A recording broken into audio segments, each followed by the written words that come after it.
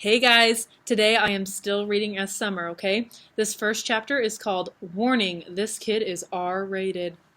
Let's see what it's about. I had warned Mom about August's face. I had described what he looked like. I did this because I know she's not always so good at faking her feelings, and August was coming over for the first time today. I even sent her a text at work to remind her about it, but I could tell from the expression on her face when she came home after work that I hadn't prepared her enough. She was shocked when she came through the door and saw his face for the first time. "Hi, Mom, this is Augie. Can he stay for dinner?" I asked quickly. It took a second for my question to even register. "Hi, Augie," she said. Of course, sweetheart, if it's okay with Augie's mother." While Augie called his mother on his cell phone, I whispered to Mom, "Stop making that weirded out face." She had that look like when she's watching the news and some horrific event has happened. She nodded quickly, like she hadn't realized she was making a face, and was really nice and normal to Augie afterward. After a while, Augie and I got tired of working on our projects and went to hang out in the living room. Augie was looking at the pictures on the mantel, and he saw a picture of me and Daddy. "Is that your dad?" he asked. "Yeah." "I didn't know you were, what's the word? Biracial?" "Right, that's the word." "Yeah?" He looked at the picture again. "Are your parents divorced? I've never seen him at drop-off or anything." "Oh, no," I said. "He's a platoon sergeant. He died a few years ago." "Whoa, I didn't know that." "Yeah," I nodded, handing him a picture of my dad in his uniform. "Wow, look at all those medals." "Yeah, he was pretty awesome." "Wow, Summer, I'm sorry." "Yeah, it stinks. I really miss him a lot." "Yeah, wow." He nodded, handing me back the picture. "Have you ever known anyone who died?" I asked. "Just my grandmother. I don't really even remember her." "That's too bad." Augie nodded. "You ever wonder what happens to people when they die?" I asked. He shrugged. "Not really. I mean, I guess they go to heaven. That's where my grands went." "I think about it a lot," I said.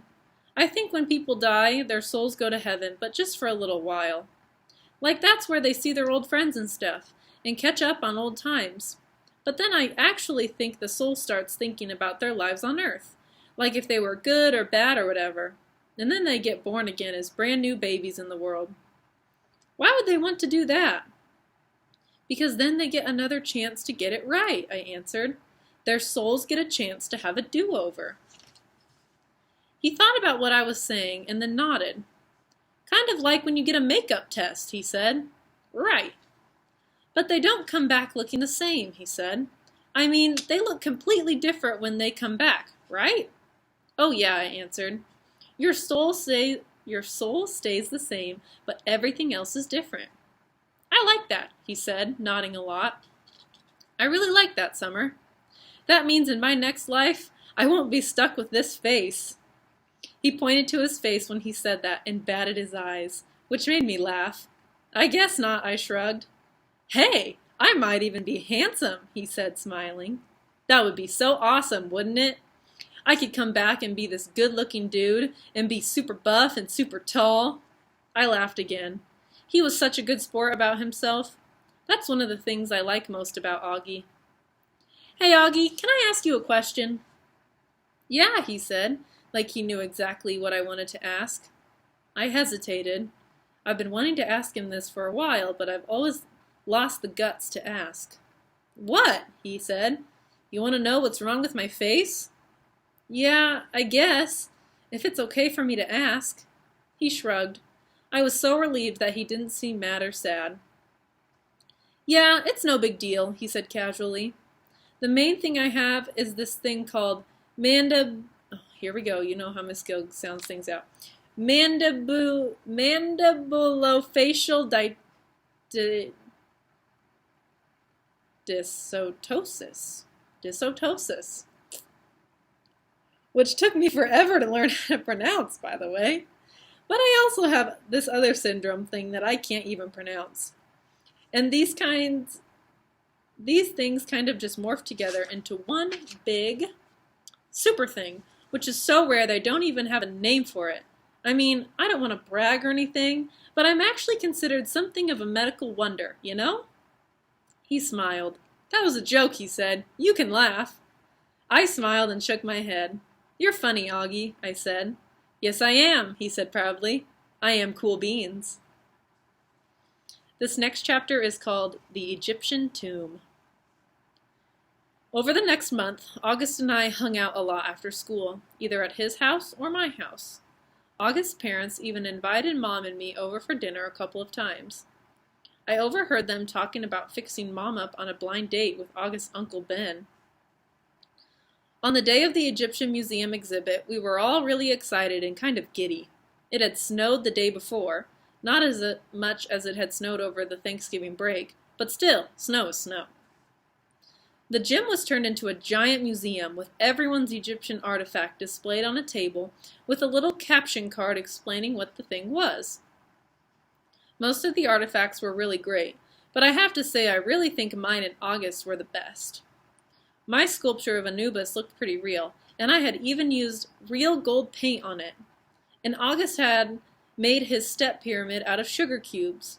It was 2 feet high and 2 feet long, and he had spray painted the cubes with this kind of fake sand paint or something.